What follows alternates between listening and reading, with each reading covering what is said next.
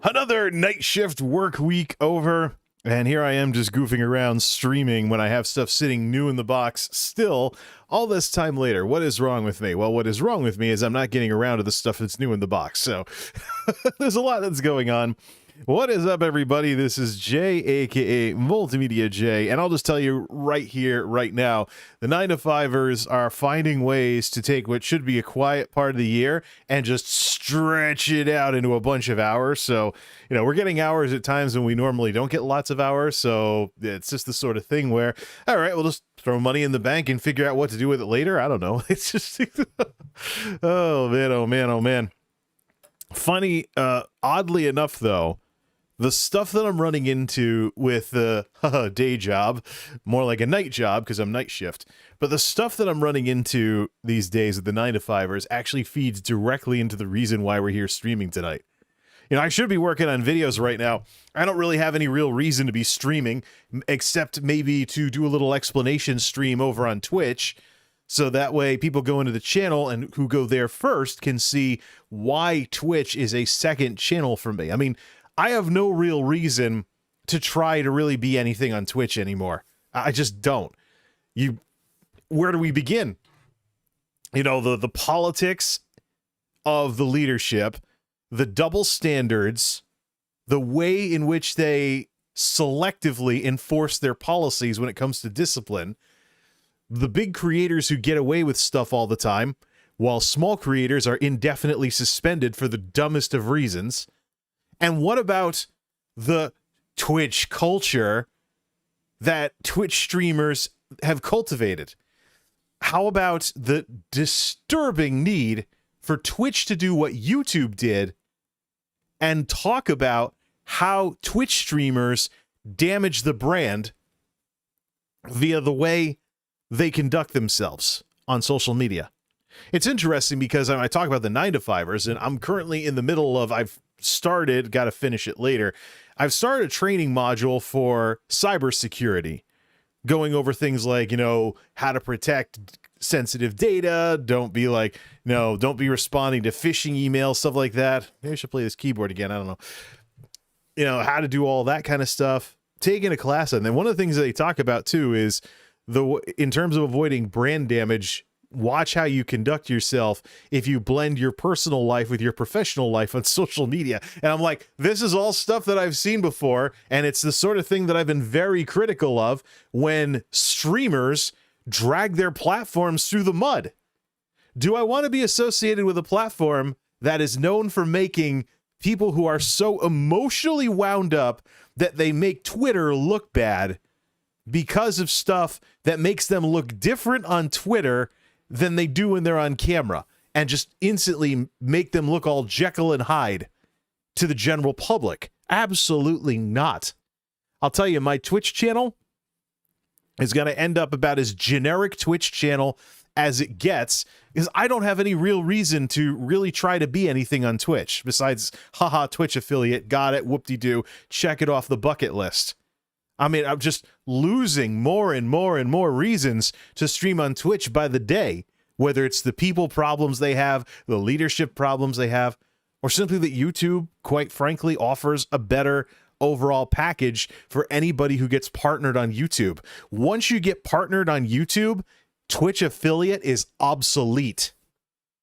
And it'll only get worse if YouTube ever takes the platform in a direction I want them to go in, where they take a good hard look at how much YouTube partner is tied to advertising and split that away so that you can be some form of partner, kind of like an affiliate or whatnot, and get access to things like supers and channel memberships, even if you don't qualify to be in on the advertising part of it. There needs to be some intermediate step that gets people involved in this stuff and makes them want to eventually get that passive income from the ad revenue.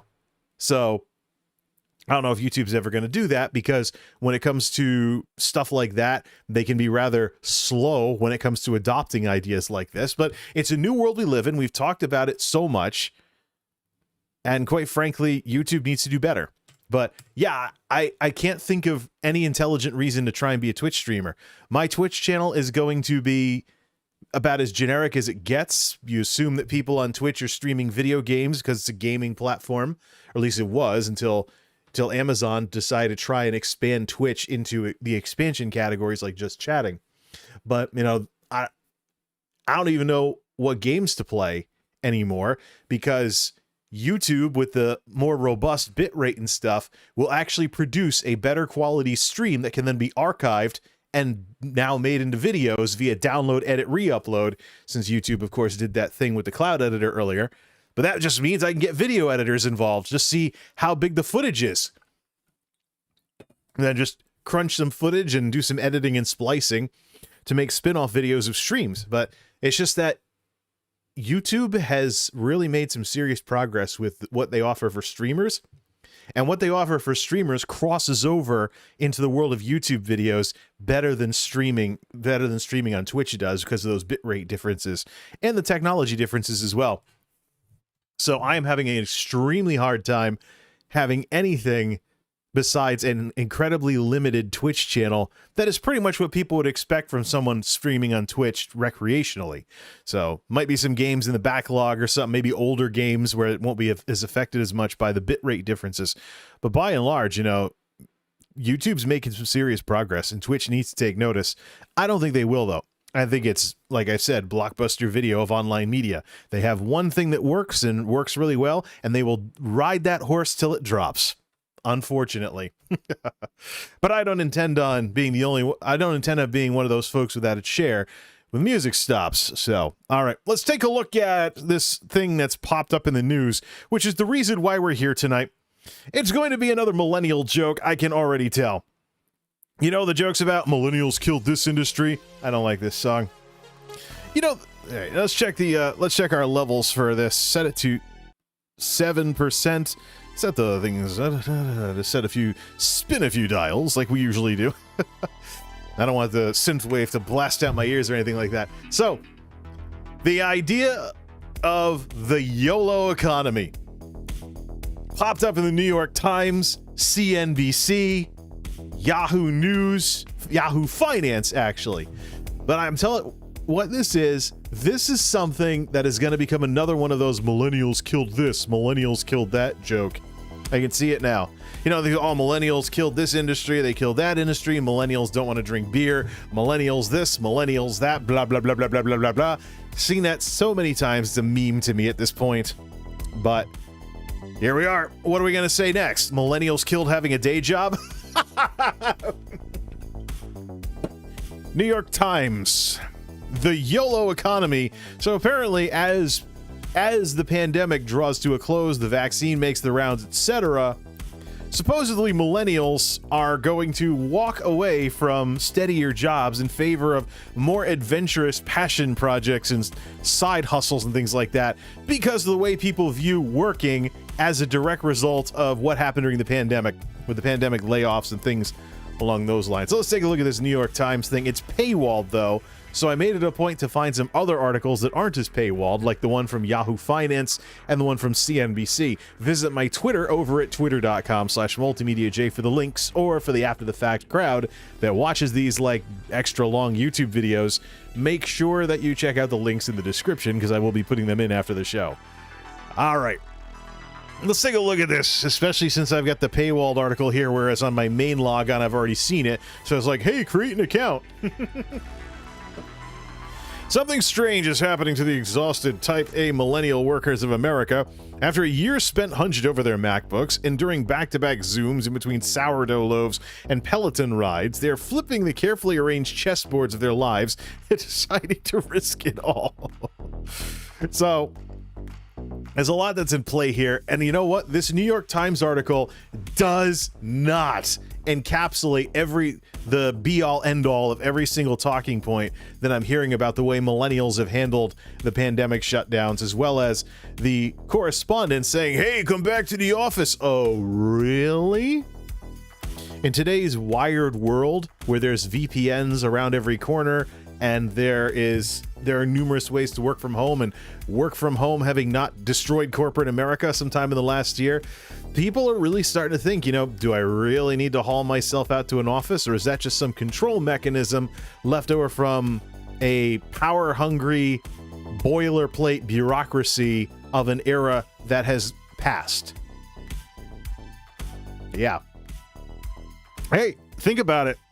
The shutdowns and the lockdowns for the pandemic was like a reckoning for ISPs, even here in America, where duopolies and oligopolies do quite a darn good job of crushing the development of technology and innovation. I mean, you think about, for example, people have excuses for American broadband and the state of American broadband. Oh, well, it's because of, you're out in the woods or your broadband is overpriced and doesn't work very well. Yeah, well, how come our cities can be kind of blah as well? How come South Korea can embarrass the world as long as they oh, wait, no, not South Korea. They already do that by default. How about, say, following the development of public-private partnerships in broadband development in various countries around the world and finding former Soviet republics with better performing, more affordable broadband than the United States of America? Former countries behind the Iron Curtain are coming up with public-private partnerships for broadband. At least this is about 10 years ago or so. Former Iron Curtain countries are beating the free world in some areas with broadband. How do you manage that? How can a generation that grew up under communism suddenly love technology better than the most capitalist whatever? How's that possible? Even the social democracies, I mean, our NATO allies. How do you manage that? What did we win the Cold War for? That's been one of my head scratchers for the past decade or so.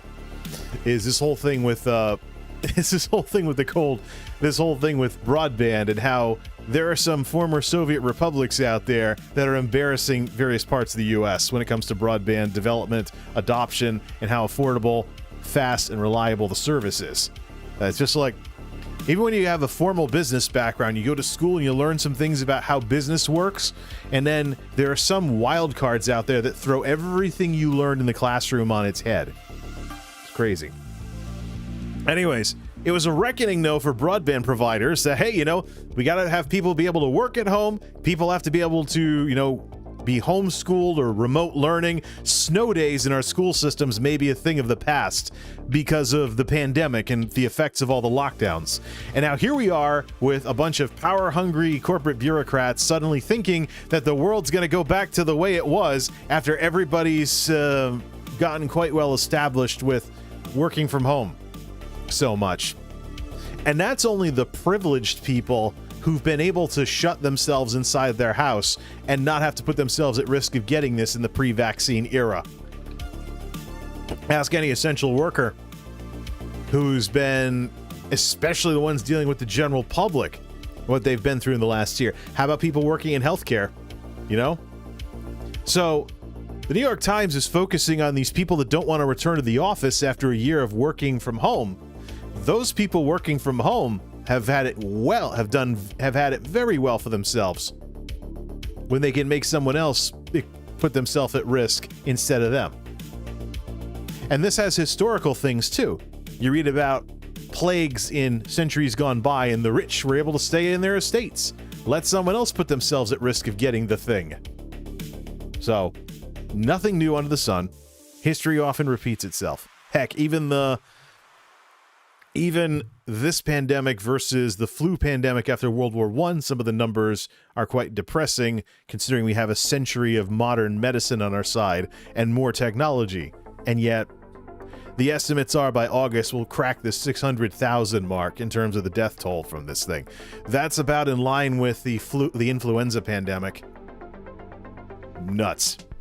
But that's a whole different, we can have a whole different discussion on all the ways in which the nonsense going around on the internet and misinformation and stuff contributed to this thing. Let's look at some more of this New York Times thing.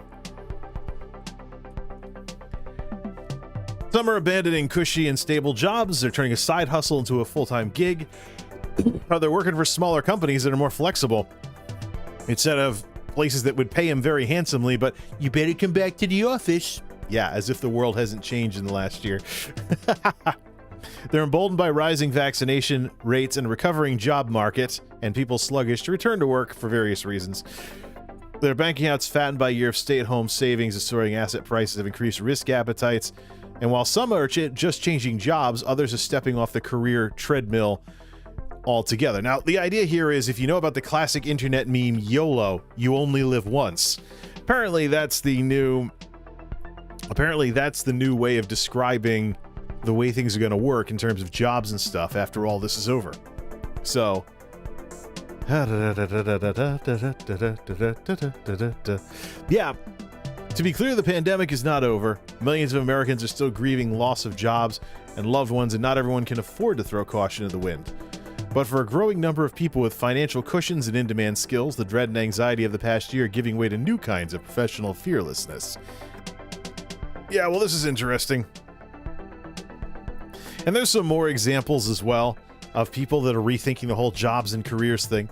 That's the New York Times one. So then you get to CNBC, Kelly Evans' article on the YOLO economy, same general thing.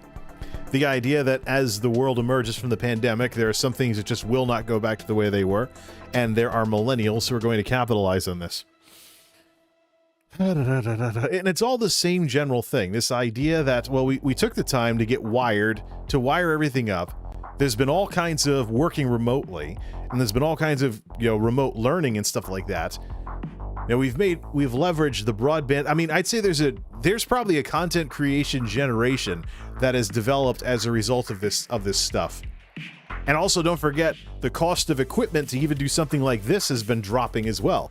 I would dare say that a live streaming setup is actually less expensive than a good YouTube video setup, especially when so many YouTubers following the current best practices in today's world are fooling around with like $700 DSLRs, mirrorless cameras, really wonderful image quality. But, I mean, you can get decent presentation out of less expensive gear. You just have to know what you're doing. But those people with the better cameras are still going to have an edge over you, and those people with the better editing software are still going to have an edge over you as well. So you got to think about that. You got to think about that in terms of how this all works here. I'd say that's a bit of a barrier to entry to that kind of YouTube stuff these days. As opposed to streaming, get a nice camera like this or whatever. A nice webcam will give you some good 1080-30, and you could just upgrade it from there. Maybe even like what a lot of big streamers I see have these days. They're taking those same cameras they'd make YouTube videos with and just live feeding them instead of recording on them. So have some kind of out to HDMI box or your streaming PC or what have you. But the thing is, though, and this is one of the things I talked about. Matter of fact, I got a load of some PowerPoint slides as I take a look again at these YOLO articles, and let's mute all the websites so none of them play some... Mute them all. I don't want some pop-up advertisement on any of these articles to get in the way here, but that's the world we live in here. But look, people can talk about the YOLO economy like it's this new thing, and maybe to some of these people in the mainstream media, it is a new thing. To me, it's not. I think this is just millennials leading the charge and getting people to think differently about things like jobs and careers, which we already know has been going on. PowerPoints, MultimediaJay folder. Do I have the generation gap stuff from months ago at this point? Content creator, streaming versus YouTube. Is it in there? YouTube and individuals. All right, yeah, I think this is like YouTube versus Twitch stuff here. Parasocial relationships. Is there any? I had some generation gap slides a while back. I must have deleted them or something. But what I can tell you is, what about slide graphics? There's loads of stuff in here. Yeah, there's a bit of a generation gap in it. Twitch DMCA. Twitch sound. I must have deleted it because I've been focusing so much on Twitch versus YouTube. We got all copyright stuff in here and things like that. But I'll just tell you right now. As we close this all out here. See. Streaming. Yeah, it's. I don't have the slides anymore. It's from some streams I did last year. So here's the thing.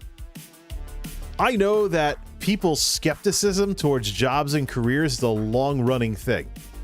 And it's generational. So let's just review a few things here. You have baby boomers, who some of them found ways to have really nice careers, sometimes, a career at one company or something, or basically uninterrupted careers where there weren't interruptions of any sort. I'm actually going to search Monolith for generation gap slides. There has to be some kind. I have to have these somewhere. Maybe I didn't save them on the backup drive or something. We'll actually do some searches here and see if Monolith pops up anything. Search all the drives. Some of this is SSD, so it should be pretty quick at this. But the thing with this generation thing, you had the baby boomers. You had the baby boomers who had a lot of career options. I'm getting XML results instead of PowerPoints. Ugh. Gen X, depending on 80s Gen X or 90s Gen X, they may be sort of career focused and whatnot. By the time you're getting to the Millennials, though, which is myself as well as people in their 20s, so people in their 20s and 30s these days, that's when you start running into people who in the young part of their life, or maybe even in what some would call the prime of their life, were affected by the Great Recession. And of course, this puts a ding in some of the propaganda that we were told growing up. Like, yeah, get a college degree. That'll get you somewhere in life. You'll graduate into a higher earning bracket and you won't have any problems paying off those student loans. Yeah, And then how about people that went to college and then graduated into the recession? Didn't even have a chance to have anything resembling a normal career before everything crashed. And they wound up underemployed or unemployed a lot. So the thing is, if you hear about, for example, what happened with the World War IIs, people who grew up in the Great Depression, my grandparents, for example, they were known for being pretty tenacious about things later in life. MMO generation, sorry. I'm getting some actual results here, but it's not the ones I'm looking for. They're not PowerPoints or anything, so we'll close out that search window. So you think about the situation with my grandparents. They're a bit tenacious because they went through the Great Depression. And then some echo of this continued with the Great Recession, although Gen X was affected by it too. I mean, if you're trying to retire and your 401k gets destroyed, that will affect you. But in terms of you still have a large part of your career ahead of you, and now something is impacting you and maybe even destroying your career because there's no jobs and you don't want to sit home unemployed for too long, that's a totally different discussion altogether. And then you have the Great Recession affecting young adult life for millennials. Then you start heading towards Gen Z, people that are too young to remember 9/11, etc. And that's when you start encountering the Great Recession ruined their childhoods. See, all of this is a little bit of empathy. It's just a little thing where you just try and put yourself in someone else's shoes. Actually give a darn about others and don't be a jackass. So imagine if, for example, you lived your life with this wart on your childhood because your parents got laid off during the Great Recession, and instead of having decent careers, they were scrambling with multiple part-time jobs, long-term unemployment, all kinds of things that made your family poorer and that impacted your childhood. Is it any wonder then that demographic reports are talking about Zoomers in the workplace being socially awkward and nervous when they had a more negatively affected childhood than literally everybody that came before them? I see it also even with the folks in their 20s that are coming to work with the 9-to-5ers. Many of them, they don't have the kind of... Rarely I'll get somebody who reminds me of when I was that age. But a lot of times they're pretty mellow and pretty milquetoast, I should say. And of course, if you grew up with a crappy childhood because your parents lost their jobs, and literally everybody else before you that you were interacting with had a better childhood than you did because that didn't happen to them, it's going to affect you. I don't see why that's so hard for certain people to understand. It's going to affect you.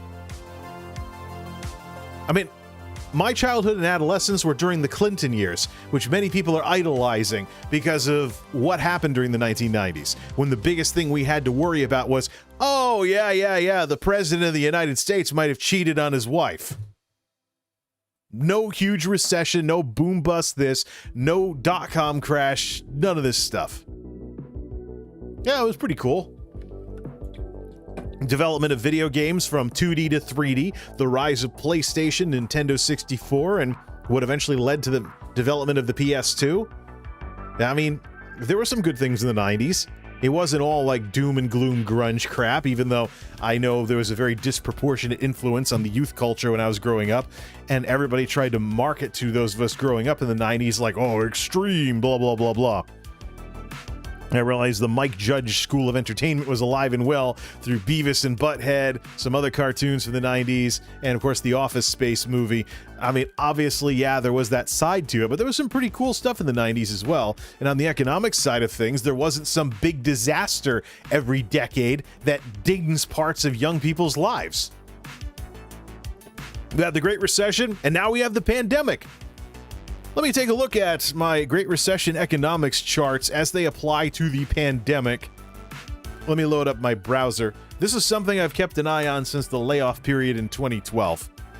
Let's see, under post topics categories, Great Recession economics charts. Now, the point of all of this, let me just open them all up in the Vast Secure.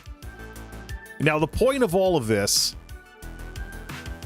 these are all the charts we can keep an eye on there. The point of all of this is that I don't think that it's anything all that crazy and wild. That there's this idea out there of the YOLO economy, and people are basically striking back against corporate nonsense like this. So, do we need all these YOLO economy stories still open? I've got my Twitter open too. I don't think we really need to. Yeah, I think we've gone over. The idea is that there's this rising cynicism towards jobs and careers that are the direct result of the pandemic and other stuff that's gone on since then. Let's take a look at some of these, just making sure these charts aren't displaying any weird stuff. And then we'll put them on screen here. Here are the charts that I've kept an eye on for over a decade at this point, going all the way back to the Great Recession, as well as the slow recovery from the recession. This is the thing where, you got people people that were persistently unemployed or underemployed, and then they go to get a job back in the careers they went to school for, and some people would be stupid enough to scratch their heads and say, how come you haven't been using your skills? Because there's been no jobs. Years of no jobs, that should mean something, but to a lot of people and a lot of recruiters, it didn't. In the worst case, I went for an IT job once, and I had some smarmy IT manager with a Hawaiian shirt and his feet on the desk telling me I had no direction in life because instead of sitting on my ass for years, I actually got a job doing warehouse work in the area because I'd been around it long enough to be like, let's give it a shot. It's better than being stuck at Walmart or something when there's no jobs. Not the case today. But now that there are jobs again, nobody really cares because you've been doing something else to keep a roof over your head. Oh, but this isn't the sort of thing that defines people. No. It's not going to define the millennials. It's not going to affect millennials, Gen Z, and probably Gen Alpha too, today's kids whose childhoods are getting affected by the pandemic. Oh, no. We're not going to have 3 generations of people in the workforce eventually who've had some adverse event damage the young part of their lives. Oh, no. That's not going to happen. Yeah, put your head in the sand further. Yeah. Avast Secure browser, please.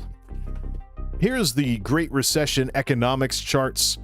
St. Louis Fed, Federal Reserve Economic Data Research Division of the Fed. Been watching these for years. First, we have the unemployment rate. And so obviously you can see here's the Great Recession, here's the pandemic. Here's the lockdowns. Here's the non-essential workers. Obviously, it's dropping down, but as it stands, the position in the recovery right now is about on par with 2014 in terms of the percents, seasonally adjusted. So here's the 90s. You have a couple of recessions in there and whatnot, but here's the Great Recession, and here's the pandemic. Yeah. Should we make this bigger to drive this point home? I think we should. How big can this thing get? And then we'll scroll down to it. Right about this big, and we'll scroll down. Here we are. Great Recession.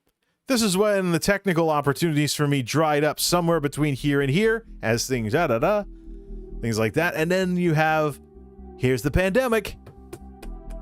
Boom. Labor force participation rate. Labor force participation rates.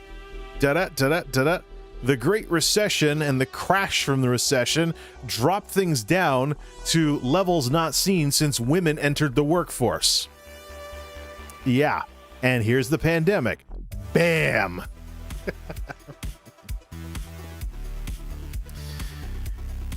Number unemployed for 27 weeks or over. This mountain is the Great Recession. Here's the pandemic.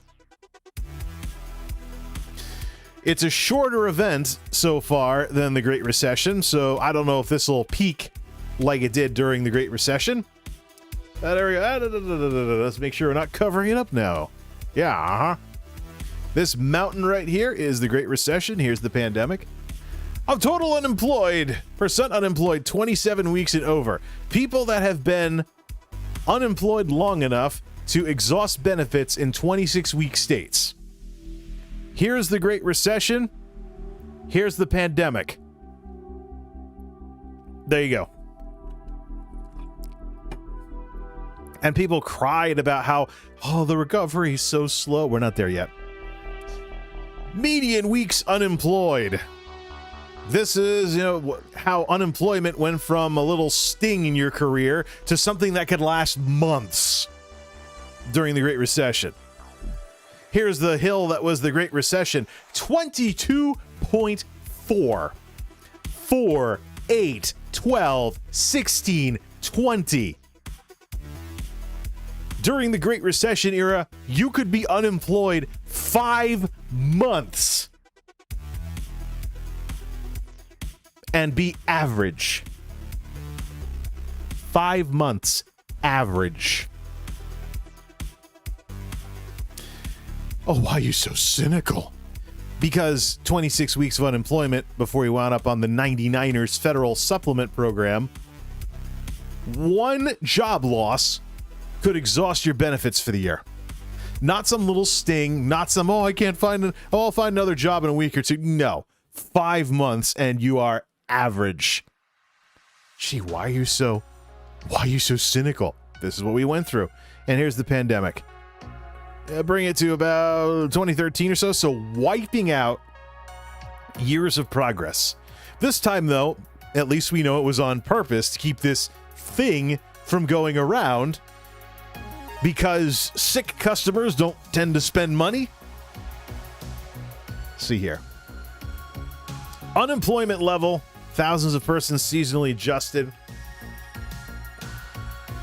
Here's the Great Recession. Here's the pandemic. Now, some of this is because, we're supplementing unemployment. That's why there's a lot of this. Yeah. Paying people to stay home and not spread a deadly virus is actually a pretty cool idea. The question is look at how it's dropping way the heck off, though. Just boom, like that. Right now, March 2021, we're basically at levels not seen since 2013. But even still, I still see folks having a hard time getting folks to work for them. It's not like there's no jobs. It's that places are struggling. So it's not the same as it was during the Great Recession, despite the numbers being similar. Different environments. Total unemployed, plus all persons marginally attached to the labor force, plus total employed part-time for economic reasons as a percentage of the civilian labor force, plus all persons marginally attached, the U6 rate. This includes things like people who are part-time but really want to be full-time. This hill is the Great Recession. Look at how, up and down, boom. That was a problem for years, and it slowly creeped down. And here's the pandemic. Looks like it's not as prolonged as the Great Recession was. But still, these are people who want to be working full-time but can't find it somehow. See here. Employment to population ratio. Here's the crash that was, this crash was the Great Recession, started going back up, peaked before the pandemic at 61, which corresponds to the mid-1980s. Here's the pandemic. Corporate profits after tax. Ladies and gentlemen, this is the most damning of the charts in terms of any story someone might tell you about, oh, it was so hard to recover. Corporate profits after tax. Here's the financial crisis, and things come roaring back because corporate brass does their jobs and continues on the up and up. And even with the hit from the pandemic, still manage those costs. So don't believe any professional victim stories about how hard it was for companies during the Great Recession. Things were roaring back for the people at the top. What didn't roar back was stuff that would support people no longer being long-term unemployed or being able to have meaningful careers that actually make them feel like they're doing something in life instead of punching a time clock to suck a paycheck out of some mundane task they otherwise wouldn't be interested in doing. Corporate profits after tax, when adjusted as a percentage of gross domestic product, still in a similar fashion. Here's the dip, but it came roaring back. Slight dip, less of a dip for the pandemic versus the financial crisis, and coming back. So, and then the federal government, corporate tax receipts and corporate income as a percentage of gross domestic product. One of the reasons why you'll be looking at the Biden administration, looking at things like tax increases and stuff, just so Washington cannot be starved for money when we've got all this money being made in this country and stuff. The thing is, though, you have market forces in play, so you have a situation where does a company want to no longer be based in the United States to try and dodge some of those taxes?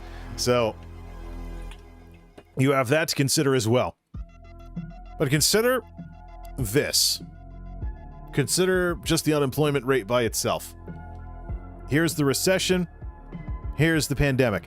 Both of these events represent something rather jarring depending on what field you're in. Depending on what field you work in or your parents work in or something like that. And so this is the thing. I think that the pandemic, assuming we don't manage it properly, the pandemic is going to be one of those life-affecting events. And if we're not talking money, we're talking about things like having to be schooled at home or having to use more computer communication and stuff like that, more smartphone communication, things like that we've gotten through the pandemic with all this technology. But I very much think that both the Great Recession and the pandemic are going to be life-defining events for entire generations of people. People are going to handle things differently, and they're going to view things differently because they've just plain lived a different life. Now, in the religious sphere, the confessional Lutherans that I've bumped heads with over the past 10 years or so, there's a Latin term they use called incurvatus in se. It means turned in on yourself. It basically means you're full of yourself. You're obsessed with yourself. Instead of focusing on your fellow human beings, you're obsessed with yourself. You're vain. You're arrogant. You know what one of the most subtle forms of human vanity is out there? Making the incredibly stupid assumption that everybody else is just like you in some way, shape, or form. And that is just not the way life works. It's not the way people work. It's not the way human civilization works. There's going to be people out there that are going to be different than you. Duh. If you talk about things like diversity and inclusion and being open-minded enough to not look like an idiot because of your own naivete when dealing with different groups of people, if we're going to be talking about that kind of stuff, then it's got to apply to the way people were raised and what they had to go through. I'm an older millennial. I grew up during the Clinton era for the most part. Just because I grew up in the 90s doesn't mean that that Zoomers are having the same experience. Matter of fact, I can objectively say they haven't. Great Recession affected their childhood. There could be people out there feeling like everybody else had a happier childhood than them because mom and dad got laid off. And they had a hard time finding work, long-term unemployed, didn't have as much money growing up, couldn't have as good of video game systems, couldn't have as happy of a childhood because of money due to the Great Recession. How about not being able to have as happy of a childhood or adolescence because of this stuff? Having to be schooled at home because of the pandemic. And not because you might get affected by the disease. You're too young to really have anything other than maybe rashes or something, but you could end up orphaned if your parents get it and they don't respond well to it.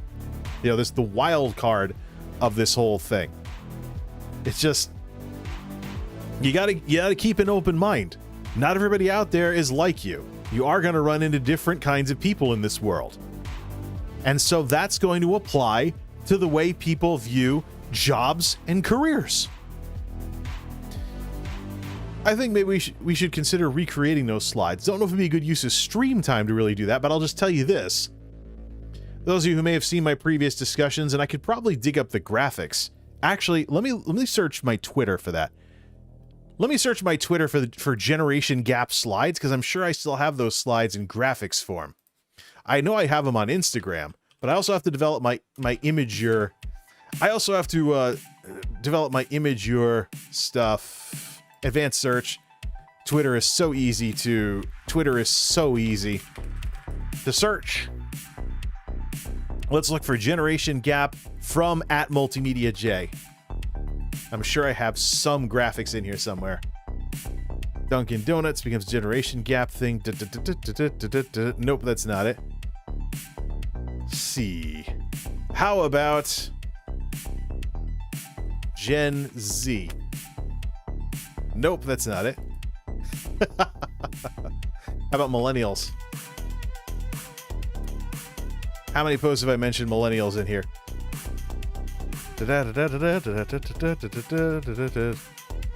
ZDNet, I could always look through all my old. I could always look through all of my own media section as well. But that's gonna take so long. I gotta get this working. Yeah, I gotta get this working here. Twitch's ad problem comes from only problem. Stream it to go to YouTube. Could do this as well. Hey, why don't we go to Instagram? Instagram.com. MultimediaJay TV. That's one reason I got to develop my Imager thing as well. I'm not logged in on Instagram on here. How about Chrome? Am I logged in on Instagram anywhere? Or have I never used it on this stream thingy here? Yeah, I'm not logged in anywhere here. Holy crap, I can't even search my own stuff. Well, you know what we could just fire up Picasa here. I've got the wrong screen captures directory. 3 kinds of content. I think I'm going to clean this up, too. That's the thing. That's why I got to recover it from the cloud. Either way, the general progression from baby boomers to Gen X to millennials to Gen Z to Gen Alpha is a progression away from traditional jobs and traditional careers being so incredibly important. You go back to like the silent generation, known for being very heavily career focused, which is between the boomers and the World War IIs. People that were the children of the Great Depression. The thing that affected their childhood, in many cases, you have a situation where the thing that affects their childhood makes them want to have careers to seek stability in life because they didn't have it during their formative years. But in today's world, where previously companies would have taken care of you and you would have had stability through a stable career, now we see during the Great Recession companies just lay off people and whatnot. So you grow up and you see the thing that maybe your grandparents or great-grandparents got to benefit from not benefit your parents. Then what? And that's where we get these ideas like the YOLO economy from. The idea that, you know what? There's going to be people out there who are going to admit, hey, you know, there's no more job security. There's no such thing as any kind of real loyalty in today's world. You have corporate America out there spending 30 years dehumanizing the living daylights out of business, oblivious to the side effects of doing that. Like, for example, we can't staff up, there's a talent shortage. No, because the onboarding process that you folks oversee is incredibly insulting to any self-respecting human being. Who's going to go through the corporate rigmarole anytime other than desperation hiring situations when you cut out most of the nonsense just to hire somebody? You know, just to hire somebody for a job that you absolutely have problems filling all over the place. You know, who's going to put up with that crap? But yeah, how about, for example, self-respecting human beings being called resources? You know, dehumanize the living daylights out of business for 30 years, an entire generation's worth of time. Yeah, dehumanize the heck out of everything and then wonder why people won't stick around. How come they don't have any real kind of loyalty to any company? How come Zoomers don't have any kind of loyalty to any company they work for? How come young people don't stick around? Why is this such a problem? Could it possibly be that the system was the problem all along? That when you go out of your way to insult people away and then cry about how nobody wants to work for you, this kind of something you have to look at in the mirror in order to address? Oh, we have a generation that wants to be cynical towards having jobs and having careers and pursue passion projects, gigs, and other ways of making the rent or other stuff? Huh, I never would have guessed. It's crazy, you know? It's crazy how people think sometimes that their actions will not have consequences. Oh, you insult the living daylights out of most of a labor force in an area, and then, oh, you run out of people to work for you. So now you have to hire from further and further away until the idea of someone commuting to your site has just gotten ridiculous. Yeah. Crazy. At least in normal 21st century America, among human beings, it would be considered crazy. But not in the world of, yeah, let's insult people away with tons of personality tests and stuff to have a dumb job stocking shelves at a retail store, that kind of crap. Liz Ryan has some really good articles about this kind of stuff and how it developed and whatnot into the mess that it is today. A mess that, quite frankly, sabotages businesses' abilities just to field teams to keep themselves operating. I mean, I can look, there's jobs all over the place right now and some very, hey, please come work for us kind of hiring events. Doesn't make any sense whatsoever in an environment where the economy has contracted more because of the pandemic in a shorter amount of time than it did for the Great Recession. How are we still in a situation like it was before the pandemic after all this economic contraction, a self-inflicted recession in order to stop this virus in its tracks? How are we in this position? How are we in this position where, hey, you know, get your shots and come be an essential worker? You can very easily make the better part of $20 an hour here in the Northeast now. That used to be the target salary of people doing IT stuff in my neck of the woods.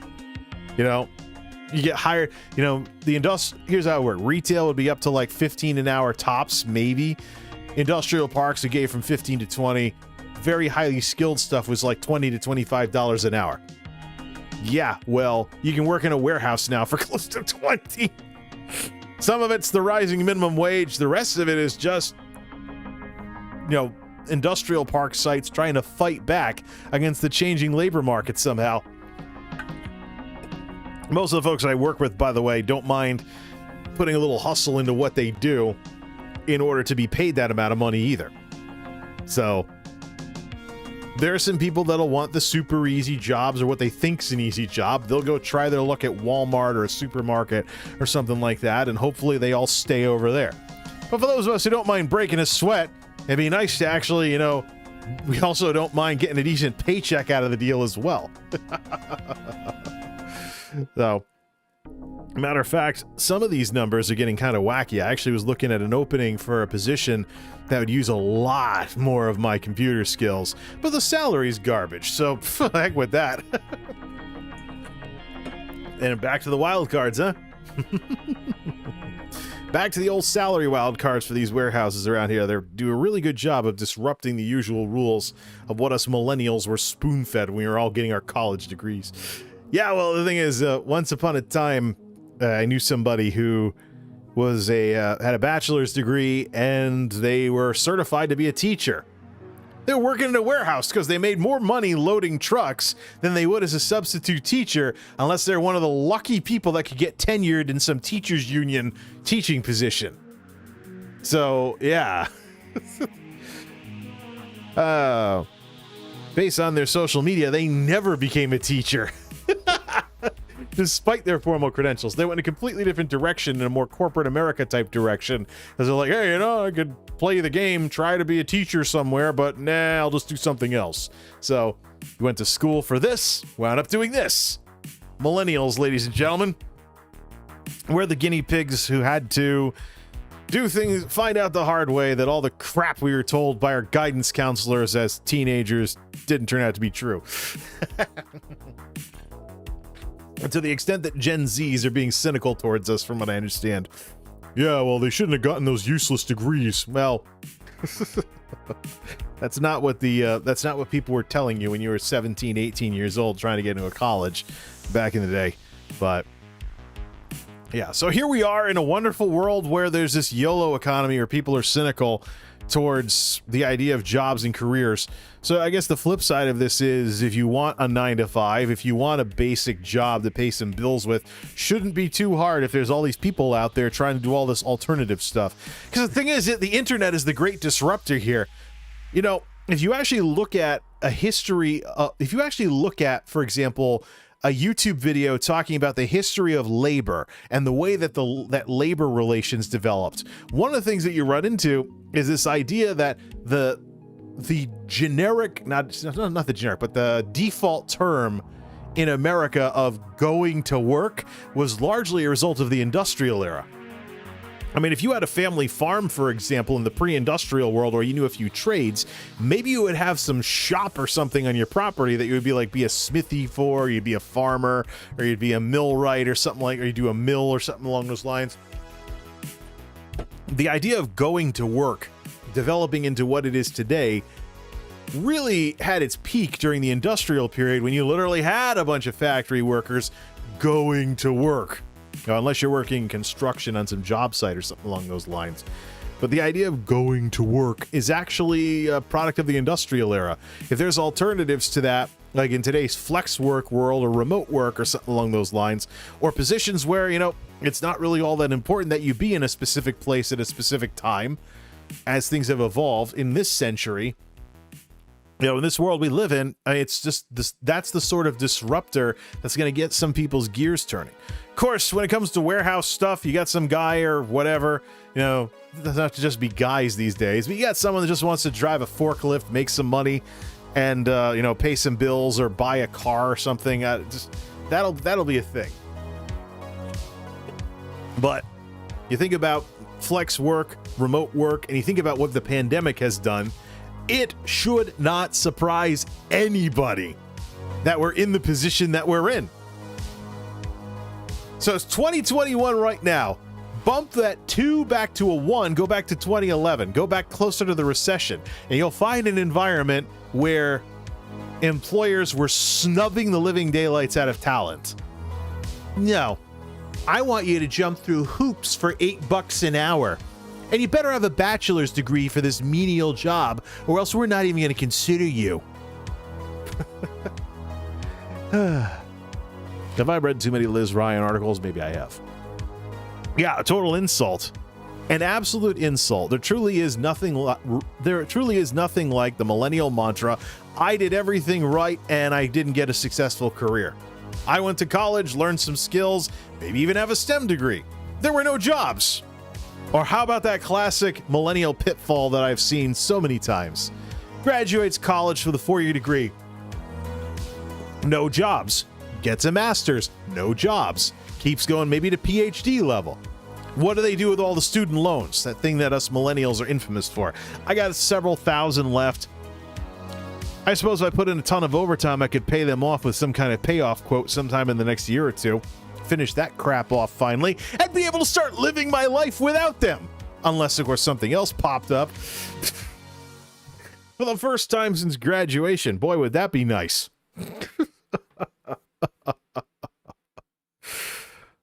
Yeah. We're going to have a generation, folks, that believes that life is what you make of it. We are going to have a generation sooner rather than later that believes life is what you make of it. They've seen what the millennials have been through. They've seen what the college scam has been. And now we have people second guessing the idea of going to work somewhere instead of working from home. Should not surprise anybody. If it surprises anybody, they haven't been following the way things have been developing. Any cynicism out there towards regular jobs, it's been a long time in coming. Look at how regular jobs treat people. Look at all the stuff that has become stuff that people working somewhere can often expect. Look at the malicious compliance. Look at the favoritism.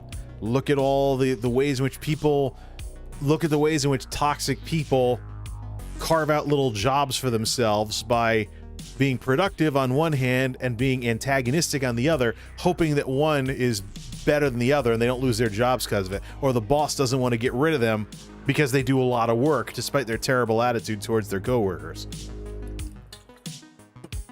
Look at the stuff that has sent HR back to the drawing board time and again, talking about things like not just the usual forms of harassment, but general harassment, and now mobbing, where decentralized harassment that creates an antagonistic work environment and potentially costs a company talent is something that HR is concerned about. Yeah.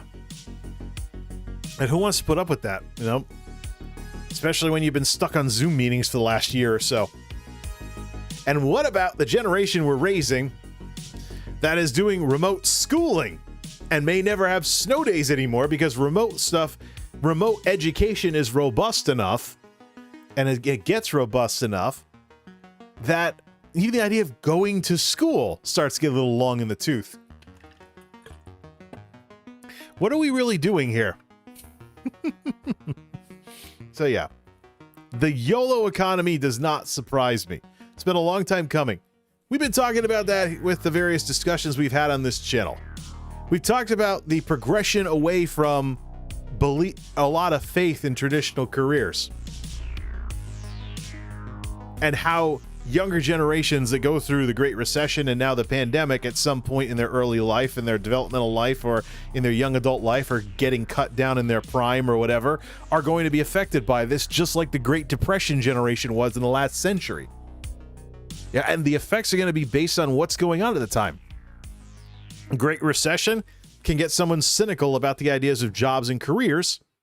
Pandemic and the lockdowns can get someone cynical about, is my boss a control freak for insisting I return to the office?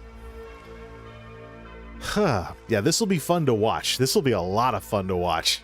But I can tell you this, millennial side hustles and things like that are nothing new. They predate the pandemic. There's something that's been brewing for quite some time. Trying to gig every so often, trying to do this every so often. I mean, I'll tell you right now, I'm not looking for 40 hours. I'll tell you that much. I'm not looking for 40 hours. I'm looking for flexible hours. I don't mind putting in overtime and stuff, like with the cyclical nature of what I'm doing right now when things are going crazy, and I just work and sleep, throw money in the bank. But in terms of things like streaming, the YouTube channel, maybe get a second job in some restaurant somewhere, I don't know. You know, work at Subway, I don't know. Some stupid little part-time thing that'll get me more money up front, or work on a passive income like the YouTube videos. Last year I achieved a goal that I was looking for with the YouTube channel. From the ad revenue, and this is without actually running mid-rolls for most of the year, I actually found a way to turn the YouTube channel into that extra paycheck, the equivalent of that extra paycheck. So an extra week's paycheck in a 52-week year. That's what casual monetization and no real focus on trying to make monetizable content. But now, as YouTube develops into an environment where advertising is optional in terms of revenue sources, and you have things like supporting creators and things like that becoming more mainstream thanks to Twitch, and YouTube wanting to compete with Twitch and eventually knock Twitch down a peg, if YouTube ever revamps the partner program to have two tiers, one with advertising and one without, that might be something people might pursue. Much like if they were like a street musician, take their skills, see if, you know, put a little thing out in front of them and see if people like throw stuff in there or whatever, you know, or other things like that. It's just, you know, a lot has happened since the days of my grandparents, where you always punched a time clock, you always worked one 40-hour job. It was something stupid, but you did it to pay the bills and raise your kids. Now that's still going to be around, and what's going to be fun about this is that as more people do this alternative work arrangement stuff, remote stuff, flex stuff, having clients instead of bosses, whatever, marketing their skills directly instead of hoping some company will like them enough to not lay them off at the drop of a hat. As this continues to develop, what'll be interesting is whatever dumb jobs you want, just like that, just to, make some money or have a little more stability and less, weirdness. Probably wouldn't be that hard to get some of them. And consider, raise the minimum wage enough, it might be at something where you're like, yeah, that's not too painful, versus like $7 an hour somewhere. No. Everything's a market, though. Remember that. Including labor, including your skills and abilities, including all kinds of things. Everything is subject to the invisible hand of the market. But I think right now, the invisible hand of the market is going to go haywire. Because people are thinking about, what do I want to be doing with my life? I mean, millennials like myself, we've always been known for wanting whatever work we do to have some kind of feeling like we're doing something significant. It's the sort of thing where we don't want to be just a cog in a machine. We want to feel like we're actually accomplishing something instead of just getting the same old crap over with every single day. It's one of those... But you know what? This idea of pursuing fulfillment in life, or whatever fancy term you want to throw on it, it's going to be more of a thing with this whole YOLO economy thing that people are joking about. But to some extent, I think the YOLO economy is a bit of an overreaction. These things have been in development. If you look at, for example... World War II's silent generation, baby boomers, Gen X, millennials, Gen Z, Gen Alpha, you'll see a progression away from, as things have changed for the worse in terms of careers and so-called stability, you'll see more cynicism. You'll see more second guessing. You'll see people thinking about jobs very differently than their predecessors did. And quite frankly, whoever responds to this the best in the labor market wins, as usual. But I tell you, someone coming in to places like where I'm at, 19, 20 years old, they will think differently than the folks that were that age when I first went there. It's unavoidable. They've lived different lives. If your childhood was affected by the Great Recession, that does something to you. If your young adult life was affected by the recession, that does something to you. If your adolescence was affected by the Great Recession, that does something.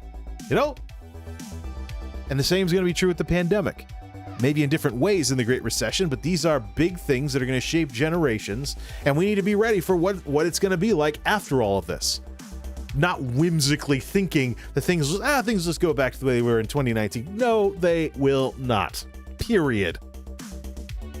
The current discussion about whether to return to the office should be the beginning of many, many, many discussions that will shape the world to come. And then we'll see what happens with the mundane jobs when more people are doing alternative whatever it is. You want something that'll really throw a wrench into this and really scramble things up? The United States of America, public option healthcare. Split off health insurance from your job. Don't tie it to employment anymore. Boy. A lot of other developed countries in the world have something like this. But what would that do? Sorry, the world our grandparents knew, the post-war era of the better part of 75 years ago, that developed a mindset and that developed a way of thinking about things that had its day. But as anybody who's seen the disrupting influence of the Great Recession and the pandemic will tell you now, things have changed. That means there will be other things that'll be popping up. So unless companies want to rethink what it was, why they wound up having benefits in the first place, or what made the post-war era so successful, unless they want to get back to that, I don't see any reason. So, this circles back around to the whole situation with the 9-to-5ers. One of the big reasons why I'm still where I am, just doing blah warehouse work and maybe using some more computer skills if the right opportunities were to pop up, is because of the flexibility. Because of the cyclical nature of the way things work, I know we'll get slammed at certain times of the year, but then there's the dull parts of the year where we can get out sometimes after half a night on a very regular basis. If that doesn't exist, if these people don't stay flexible, I'm not as interested, because they lose on wages, benefits, and promotional career opportunities versus their competition if we're stuck doing mostly 40s. And we have an aging workforce too, so I imagine there's plenty of people that have tons of experience, have their jobs down ice cold, that don't mind leaving early. Unlike maybe when they were 20-something or whatever. What I'm looking for specifically, and one of the big reasons I'm at where I'm at, is because of this flexibility. I can experiment with a YouTube channel, I can pursue technical stuff, I can fill the gaps with something, whether it makes money or not, and feel like I'm doing something besides being a cog in a machine. Yeah, I know, I've turned into a very, very millennial, despite being an older one. I know.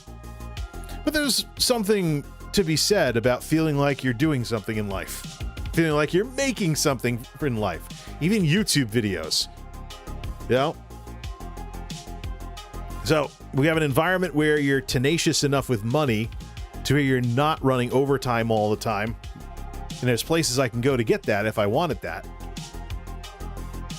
Places that are having a hard time hiring, actually. Make some really fat paychecks. Could do that if I really wanted to. But I'm in a position basically where even with the snoozier parts of the year with these folks, I can still make it work. I can learn a heck of a lot more and become more of a well-rounded individual as a result of that. Well, you know what? I'm old. I'm an older millennial. But I can assure you, I am not the only one who thinks like this. You look at all these people out there trying to be Twitch streamers. You look at all the people trying to be YouTubers. You look at a generation that as kids said they wanted to be YouTubers when they grew up. Why is that the case? Why are people talking about passion projects instead of making tons of money working for corporate America? Why are we skewing so much towards the smaller business side of things? Well, number one, corporate America has a bit of egg on its face from how it's treated people in the past few decades. Dehumanizing the heck out of business, cutting jobs all over the place, even though corporate profits after tax for the Great Recession shows it out. That all came roaring back about a year after the financial crisis. So there's a difference between the narrative, things are still terrible, versus the way things actually were in the numbers. Yeah. But that's the thing. I mean, people are going to try stuff. They're going to want to try stuff. And society is wired enough and people have options enough that there are things you can do nowadays that you couldn't do even 10 years ago. You look at the development of broadband. Back in my college days in the 2000s, there were people who was like, yeah, you don't have to worry too much about your network equipment because your internet speed's always going to be way slower than whatever you can do on your LAN. Not the case anymore. In my current setup, and I gotta call the ISP about this, it's not worth it for me to pay full price for the broadband I have right now because the power line part, which keeps me from needing spaghetti cables going all across the house, or to call in a contractor to wire in Ethernet ports, which I don't think the landlord would like. But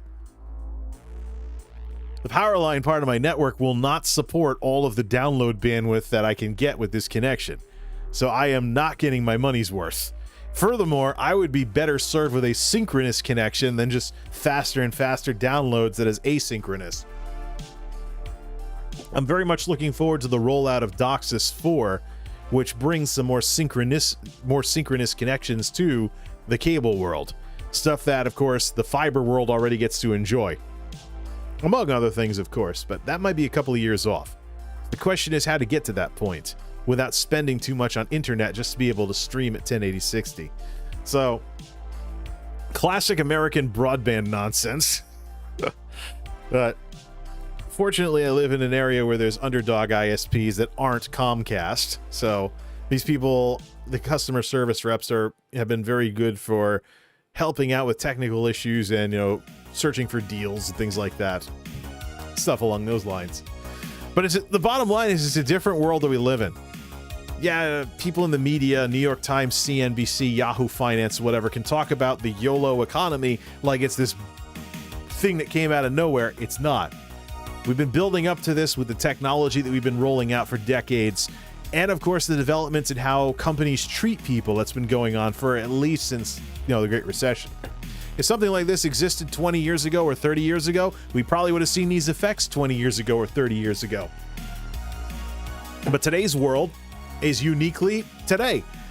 The world of the 2020s is very unique to the 2020s, and I still say this decade has a ton of potential post-pandemic. And that's really the light at the end of the tunnel that we need to look forward to as the vaccines continue to make the rounds and boosters come out for the variants of this thing until we finally get this thing where we want it. Just like the other times we've had these things going around. And just like what happened with the flu strain that caused that other thing 100 years ago. And we've got a century of technology on our side that the folks after World War I didn't have. I'd like to see it have some kind of effect. You know, the numbers are pretty depressing from all the people that want to deny that we've developed that in the last 100 years. But instead of turning this into an endless fight about anti-vaxxers, let's talk about where we're at. The 2020s, uniquely the 2020s. And this decade is still more than young enough that I can very much look forward to whatever else this decade may have for us. Because, I mean, there's so many wonderful things that weren't a thing 10 years ago. Look at, I got voice-controlled lights. They can turn all different colors, and I can set up color schemes like this, voice control it between regular lights and this stuff, and have it look cool. Not just when I'm streaming, but it's great for playing video games. Because I don't have little blobs on my screen from the lights because they're blue, so the reflection isn't as big of a thing.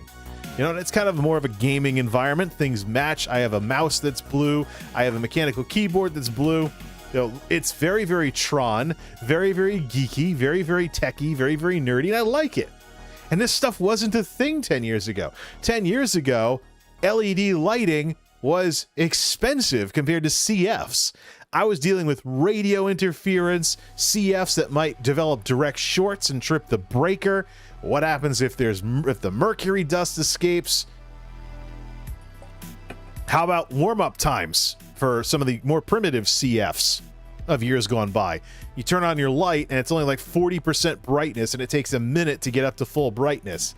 So, yeah, LED lighting used to be super expensive. Then in Connecticut, it was subsidized by Energize Connecticut, so you could buy some form of light bulbs cheap, and now you have $5 smart bulbs at Walmart. Put them on your Wi-Fi, voice control them, change colors at a whim, have themes, settings, moods, whatever you want to set up. Program that sucker into your smartphone. It's amazing. There's so much cool stuff now that even in the 2010s wasn't what it is today. That's awesome. I mean, I can be nostalgic for when I first built the Silver Bullet, my first self-built computer in the 2000s, but there were some things about computers in the 2000s that just sucked. Computers ran hot, single core, hitting the physics limits of what processors could do until we started dealing with dual core, multi-core, and now today you have computers taking hints from smartphones and having more features built in. I'm looking forward to, if AMD ever pulls this off, an AMD APU that does 1080p 60 gaming, so you only get a graphics card for 4K and anything above 1080. That would be awesome. I suppose it's not that far-fetched considering what smartphone processors are doing. Look at things like the Qualcomm Snapdragon and the way things are designed with these systems on a chip these days, and the power they bring, like a computer from 20 years ago that fits in the palm of your hand. This is all amazing, awesome stuff. So with all of this wonderful stuff that is unique to the 2020s that came of age, started developed in the 2010s, but really went mainstream now, why is anybody out there surprised that younger generations out there are second-guessing things that have been like sacred cows in American society for decades? Like, you know, jobs, careers, chasing after stability, which less and less companies nowadays will actually give you.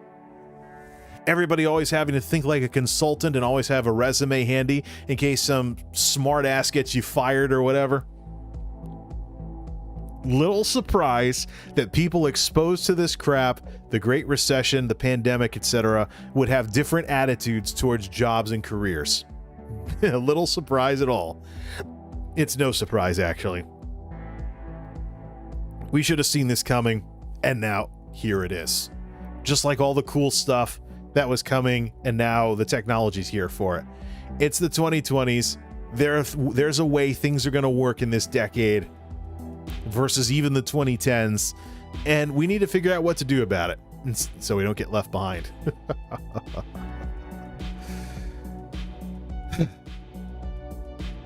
YOLO economy.